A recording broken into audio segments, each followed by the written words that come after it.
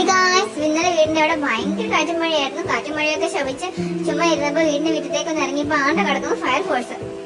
നോക്കിയപ്പോ ഒത്തിരി പേര് ഇവിടെ കൂടി നിൽക്കുന്നു, ഒത്തിരി പേര് വന്നും പോയിരിക്കുന്നു. എന്താ പ്രശ്നം അറിയില്ല. എന്തായാലും ചെന്ന് നോക്കാന്ന് വെച്ച് ഞാനും പോയി.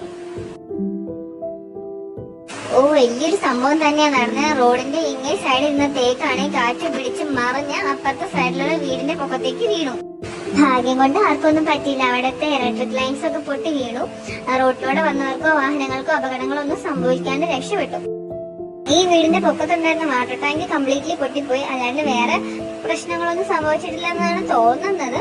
അവിടെ മാനസേട്ടൻ നിൽപ്പുണ്ടായിരുന്ന മാനസേട്ടന്റെ വീടിന്റെ പൊക്കത്തേക്കും കുറെ ഭാഗങ്ങൾ വീണിട്ടുണ്ടായിരുന്നു.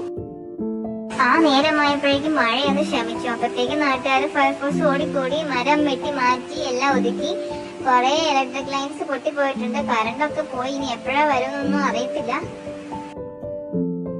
മാനസേട്ടന്റെ വീട്ടുമുറ്റത്ത് ചാടിയ കമ്പുകളൊക്കെ മാനസേട്ടനും പറക്കി മാറ്റുന്നുണ്ടായിരുന്നു.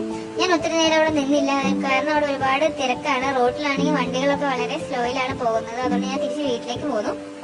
ലാസ്റ്റ് JCB ഒക്കെ വന്ന് മരത്തിന് തള്ളി ഒതുക്കി അങ്ങ് സൈഡിലേക്ക് ഇട്ടിട്ടുണ്ട്.